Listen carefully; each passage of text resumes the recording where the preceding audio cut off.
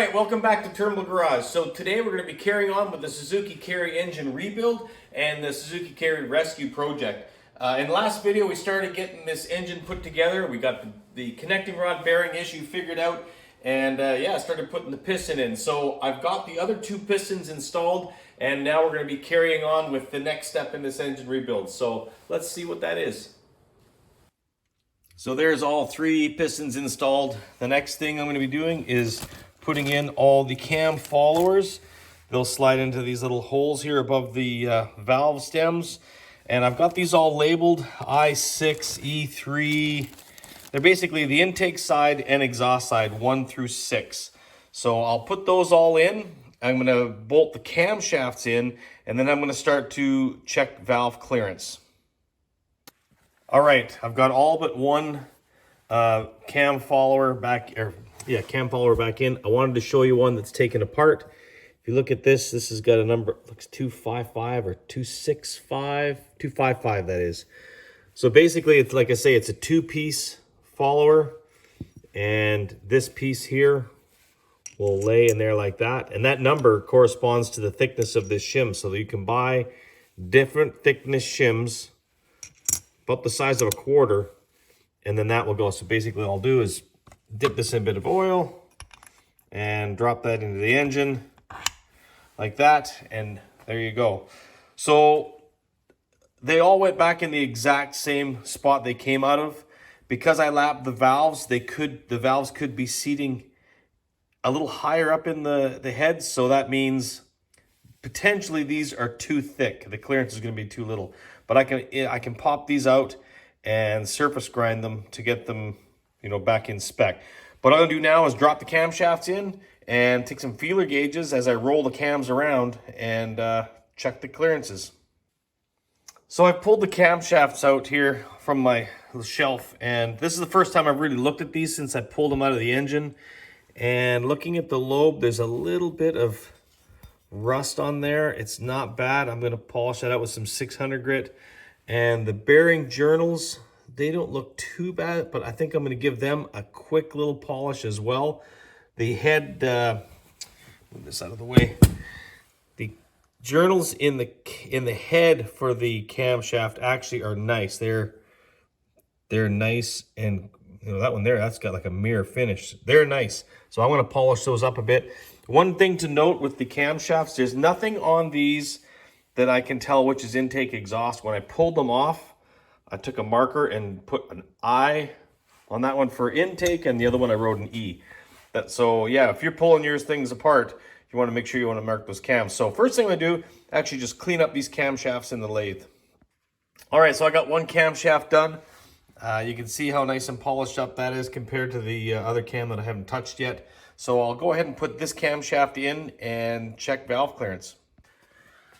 All right, looking at the book, the intake side, which is what I'm working on, cold, which obviously it's cold, is 7 to 9 thousandths of an inch. So what I'm going to do is go ahead and put a feeler gauge. Actually, let's turn this head around. I'm going to put a feeler gauge down here between the back side of the lobe and the follower. They call it a tappet, actually. So you can see the cam is pointed up, and that's where you'll measure it. And then once I measure those two, then I'll rotate the camshaft until one of the other cams is on the back side of the lobe. All right, so 7 to 9 thou on the intake side. I'm telling you, that looks like it might be a little bit more than that. So let's go to the max, 9 thou. Oh yeah, that fits quite handily. It's more than that. Let's go to 15. It looks like it's a lot. 15. Nope. Nope, 15 won't go. Let's try 14. Yep. 14 thou. That is way too much. So that means in order to fix that, I need to replace those little shims with new ones. And I really didn't want to have to order those. That's going to take a long time. That's one of the reasons I do not like this type of arrangement. Anyway, All right, I'm gonna rotate this cam over here.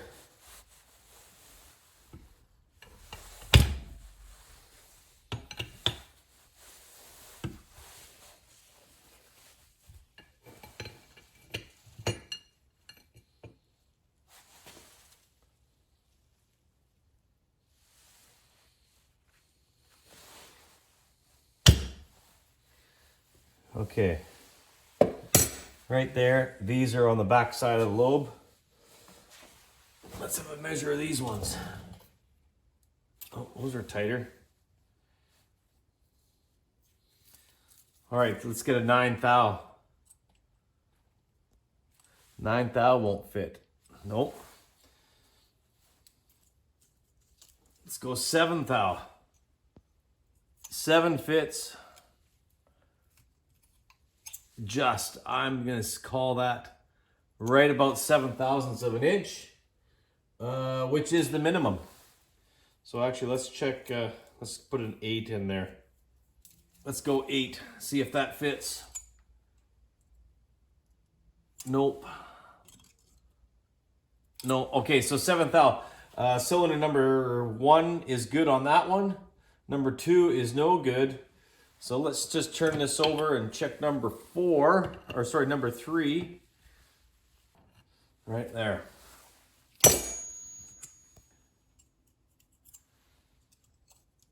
Okay, that's a 8 thou fits. Seems a little bit loose, so let's try a 10. Nope. Nope. 9 just fits. It won't go a 10. So we got 8 thou on this one, 9 thou on this one, and a lot on this one. Interestingly, this was the cylinder that was hydrolocked. So I'm wondering if somehow that did something to the head. I don't know. The head was not bent. So there you go. This one is 8 thou. This one is 14 thou. This one is, was this one 8 thou? Yeah, or 9. 9, 14, 8. So number 2 is no good. Let's try the exhaust camshaft. Okay, so what I've done, the exhaust side all needs to have material removed from the shims to get the clearance from where it is now to where it needs to be. The clearance is too small, so that's good. And that makes sense because I did have to lap the valves quite a bit on the exhaust side to get rid of the pitting. So it does make sense that the clearance got less. So what I've done is I've measured the shims, what they were, and I've written down the thickness that they need to be for every one.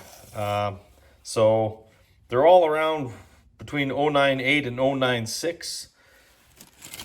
These ones 097, 096, yeah. So I'll have to take those and get those all surface ground. On the intake side, number 1 and number 3 are good, but these ones, I need to make them thicker. That is going to be the pain. Like I say, there are numbers on here, and in the book there are numbers, so I'm gonna see if I can order up a couple of new shims that'll be the right size. There's a chart in the book with all the different thicknesses of shims. So what I did is, I'll show you, the existing shim, one of them there is 104/1000ths of an inch. I need to increase that shim by 7/1000ths of an inch, which will reduce my clearance to where it needs to be. So that means the correct shim needs to be 111/1000ths of an inch. You multiply that by 25.4, and that'll give you the metric equivalent, which is 2.8194 millimeters or 2.82. That's the size shim that I need. So you go over to the book and you look at the thickness and you come down to 2.82. The number on the shim is 282. And going across, that is the part number. So I have to go and look up that part number online, see if I can order up those shims. All right, so I think that's about as far as I can go on this engine for today, for this video. Until I get these shims done and the other shims ordered, and I can't do anything. A lot of places are closed until the New Year, so it could be a little bit of time before I actually, unfortunately, until I get these shims. It's one of the reasons I do not like these shims, the way you adjust valve lash, but it's not uncommon. So anyway, I hope you learned something. Quite technical, this part of the engine overhaul with the head and the valve clearance. Yeah, but it's a critical part. So I hope you learned something, and I hope you join me on the next video and we get this thing hopefully really assembled. So thanks a lot for watching. Thoughts and comments down below, and yeah, have yourself a great day.